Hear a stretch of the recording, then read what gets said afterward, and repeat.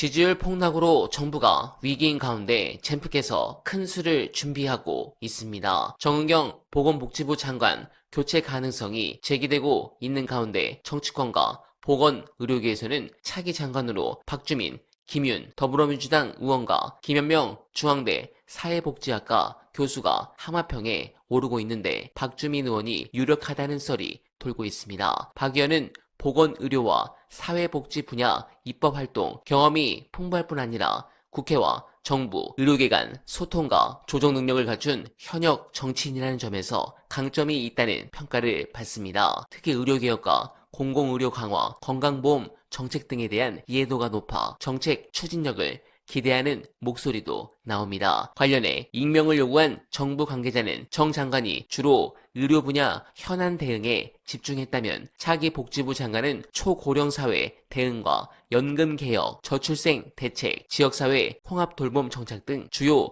복지 정책을 조율해야 한다며 현재 추진 중인 의료개혁까지 아우를 수 있는 통합형 리더십이 요구될 것이라고 말했습니다. 네, 해당 부분은 매우 중요한 부분이 맞습니다. 성공만 한다면 국민적 지지가 매우 높을 것 같은데 이 부분에 대한 사실상 최고 전문가죠. 전 보건복지부 장관의 분석 끝까지 봐주시고 여러분들의 생각 댓글로 부탁드립니다. 그 격차 해소 안 돼요. 왜냐하면 우리는 시장주의 방식으로 의료 서비스 시장이 조직돼 있거든요. 예. 그러니까 우리 영국 같은 경우가 전형적으로 국가 시스템으로 예. 돼 있는 나라고 미국이 그 반대쪽 끝에 있죠. 그러니까 이게 사회주의 국가를 빼고 나면 뭐 그 중국이나 북한이나 이런 데를 빼고 나면 한쪽 극단에 영국이 있고 다른 쪽 극단에 미국이 있어요. 이게 참 이상한데 같은 영미권 국가인데 꽤 다르죠. 그 의료 제도는 완전히 예. 달라요. 이쪽은 구세계, 구대륙, 이쪽은 신대륙. 한국 시스템이 그 중간에 있어요. 예.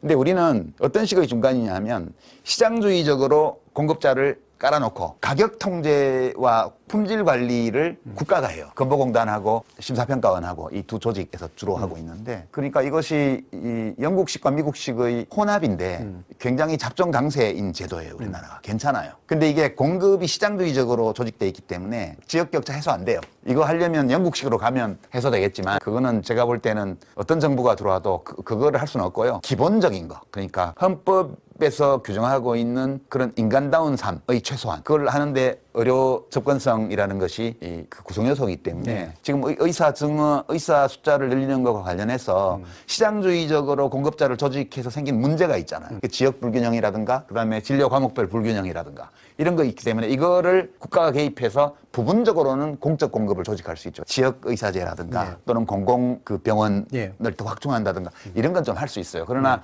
서울에 있는 대형 상급종합병원 수준의 그런 막 방사선 치료기를 갖추고 있고 막 그런 거요. 감마 나이프 갖고 있고 막 암 수술을 막 착착 잘하고 이런 병원을 각 지역에 한다는 거는 우리 구조상은 불가능해. 그거는 의사 정원은 필요하고요. 필요한데 그냥 숫자를 늘리는 건 의미가 없고 필수 과목 중에서 지원자가 거의 없거나 적은 이런 과목들하고 그다음에 지역, 군대 이런 데들 봉직 의사들을 길러내는데 트랙 따로 모집하고 그 교육비를 다 국가에서 대주고 일정 기간 동안 약속한 데서 봉직하도록 하고 약속 안 지키면 의사면허를 박탈하는 그런 방식으로 계약해서 그렇게 해서 일정 기간 원래의 계약대로 복무하고 나면 다시 자유시장 속으로 풀어주는 네. 이런 방식으로 저는 사실 의사협회도 그거 굳이 반대할 이유가 없고요. 그러나 서울 수준으로 전국에 이 대형 병원을 까는 거 이거는 불가능합니다. 네, 공감합니다. 그리고 오늘 의총에서 아마 민주당이 아사리판이 날 가능성이 높습니다. 어떤 일이 일어날지 모르겠지만 제발 분열로 나아가는 일이 없길 간절하게 희망하며 어날바는 오늘도 최선을 다하겠습니다. 여러분 고맙습니다.